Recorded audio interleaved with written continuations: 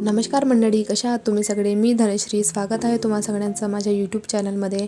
तर मी आज घेऊन आलेली आहे तुमच्यासाठी परफेक्ट असा शिरा. तोंडामध्ये टाकताच मेल्ट होत नाही, पण मऊ सॉफ्ट आणि छान असा लुसलुशीत शिरा इथे मी बनवलेला आहे. आणि हा वटपौर्णिमेला बनवलेला शिरा आहे. तर सगळ्यात आधी ना मी इथे 1 वाटी इतका रवा घेतलेला आहे आणि त्याच वाटीने 1 वाटी साखर घेतलं आणि त्याच वाटीने 2 वाट्या इतकं मी दूध घेतलेलं आहे आणि त्याच एका वाटीने मी इथे मोजून तूप घेतलेलं आहे. तर तूप इथे ना मी मेल्ट करून घेतलं होतं, म्हणजे गरम करून घेतलं.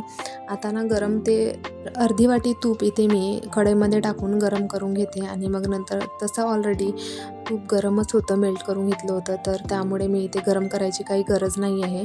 तर सगळ्यात आधी ना मी इथे 1 वाटी रवा जो आहे तो इथे भाजून घेत आहे. रवा ना इथे गोल्डन ब्राऊन होतपर्यंत भाजायचा आहे, जास्त भाजायचा नाही आहे. जर कोणाला आवडत असेल तर तुम्ही भाजू शकता. तर इथे ना मी हळूहळू म्हणजे कमी फ्लेमवर इथे मी रवा भाजून घेत आहे.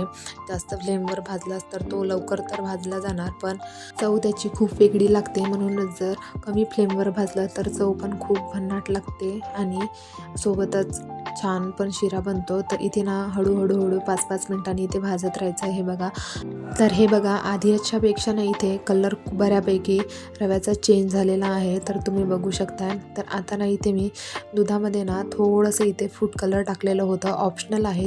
तुम्हाला जर हवं असेल तर तुम्ही टाका, नाही पाहिजे असेल तर नका टाकू. तर इथे ना मी थोडंसं फूड कलर टाकलेलं आहे, कारण माझ्याकडे केसर नव्हतं म्हणून दुधामध्ये टाकून ठेवलं होतं. तर ते दूध इथे मी टाकलेलं आहे. तर दूध वगैरे टाकायचं असलं ना तर थोडं ना इथे दुरून टाका, म्हणजे त्याचा वाफ येणार नाही. तर इथे ना मी जवळून टाकलं होतं, तर मी जवळच होते, तर थोडंसं इथे ना माझ्या हाताला भाजलं आहे. तर बट ठीक आहे. तर इथे बघू शकताय तुम्ही शिरा किती छान सॉफ्ट झालेला आहे. पण याच्यामध्ये मी अजून साखर टाकायचीच आहे. आपण थोडा वेळ ना असं फिरवत राहू.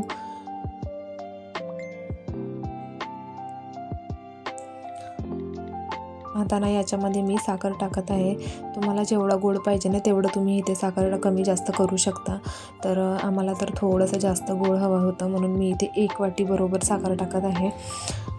तर आता साखर टाकून सुद्धा मी इथे फिरवून घेते. विलायची पावडरसुद्धा इथे ऑप्शनल आहे, मला आवडत नाही म्हणून मी टाकत नाही.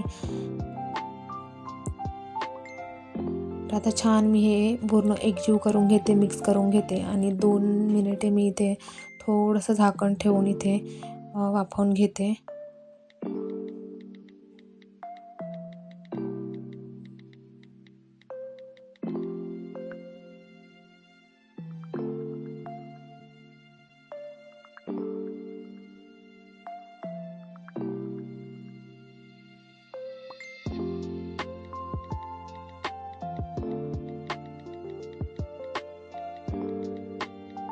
तर इथे ना शिरा तयार झालेला आहे. तर तुम्ही बघू शकता बाजूनी किती छान असं तूप सोडलेलं आहे. तर शिरा वगैरे इथे पूर्णपणे रेडी झालेला आहे. तर आता ना मी तुम्हाला सर्व करून दाखवते.